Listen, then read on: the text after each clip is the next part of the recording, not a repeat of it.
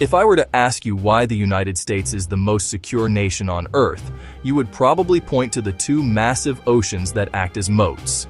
You might mention the friendly, stable neighbors to the north and south, or the vast mountain ranges that shield the interior. For decades, we have been told that Fortress America is a geographical masterpiece, a land so naturally fortified that an invasion is not just unlikely, but physically impossible. But what if I told you that this very same geography, the one we consider our greatest shield, is actually a strategic nightmare? What if the features that keep enemies out are the exact same ones that make the country almost impossible to defend once the perimeter is breached? Most people see the Atlantic and Pacific as barriers. But in the age of modern warfare, long-range precision, and asymmetric threats, these oceans have transformed into blind spots. We have built a defense strategy on the assumption of a sanctuary that no longer exists. The reality is that America's geography is a collection of unprotected backdoors, fragile corridors, and logistical traps that could turn the world's superpower into a victim of its own success. Welcome to the hidden reality of American geography.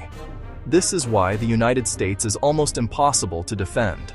To understand the vulnerability, we have to stop looking at the map as a static image and start looking at it as a target.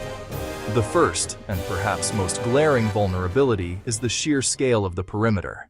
The United States has over 12,000 miles of coastline and nearly 7,500 miles of land borders. We like to think of these as guarded, but the reality is that they are mostly monitored. There is a massive difference between knowing something is happening and being able to stop it. Take the Gulf Coast, for example. While the east and west coasts have significant naval presence and deep-water ports that are relatively easy to monitor, the Gulf Coast is a labyrinth of bayous, oil rigs, and thousands of miles of shallow, marshy coastline. It is a smuggler's paradise and a defender's hell. If an adversary wanted to insert small, specialized units or deliver a non-traditional payload, the Gulf is the ultimate backdoor. It's not just about an invading army. It's about the asymmetric infiltration that a 12,000-mile coastline makes impossible to fully seal. And then there are the land borders. We focus on the political drama of the southern border, but from a strategic defense perspective, the northern border is arguably more terrifying. It is the longest undefended border in the world. Thousands of miles of dense forest, lakes, and remote wilderness separate the U.S. from Canada. While we are allies, the geography itself is a sieve. In a scenario where an adversary uses a third-party nation as a staging ground, the northern border becomes a massive, unguardable opening that would require millions of troops to truly secure. The vulnerability is not just the edge, it's the interior. Once you move past the borders, you encounter the fragility of the American heartland. We often celebrate the Mississippi River system as the engine of American prosperity. And it is.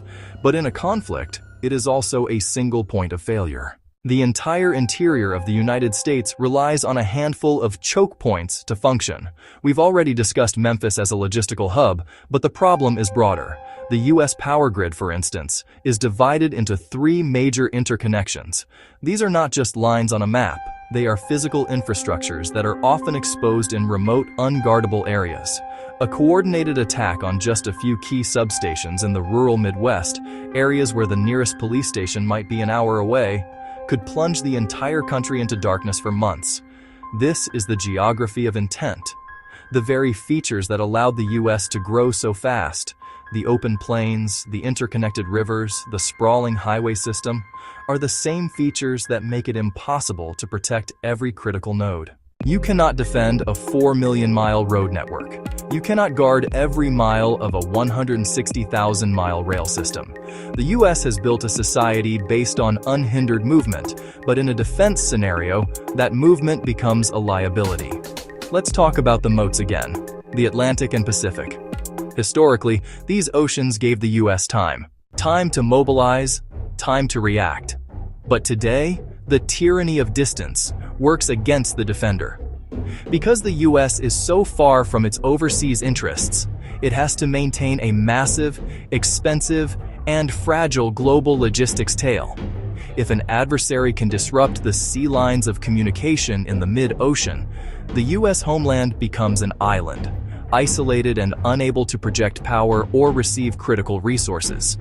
The oceans have gone from being shields to being isolation chambers. If the U.S. Navy is tied down defending the home coasts, it cannot protect the trade routes that the U.S. economy requires to survive. This is the defender's dilemma. Do you protect the house, or do you protect the road to the market?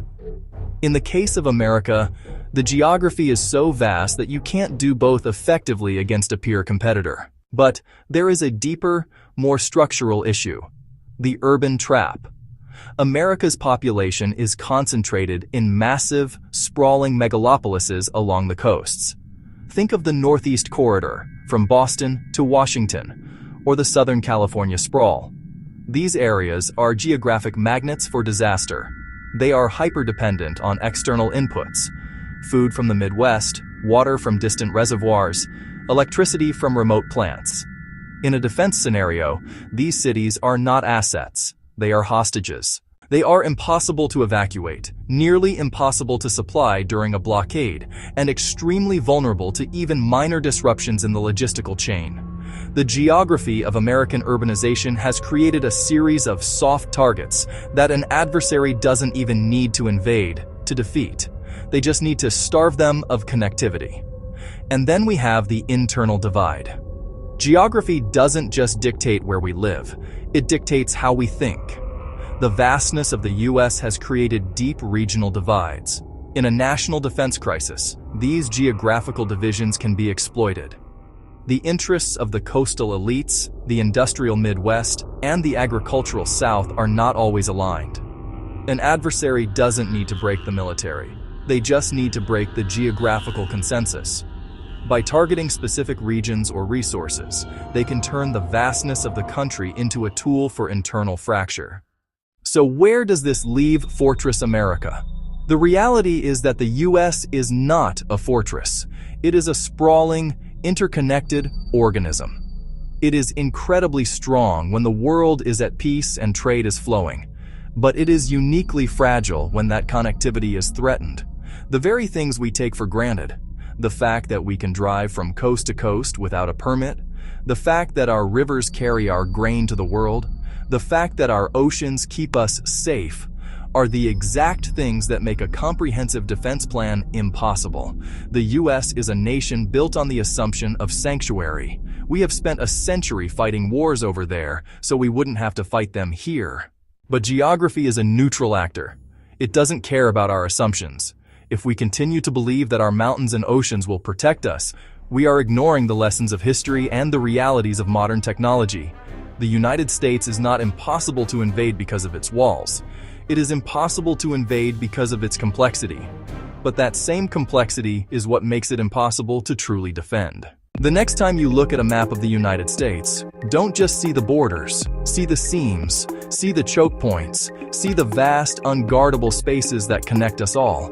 Because in the end, America's greatest strength, its geography, might also be its most profound weakness. And the day we realize that might be the day it's already too late.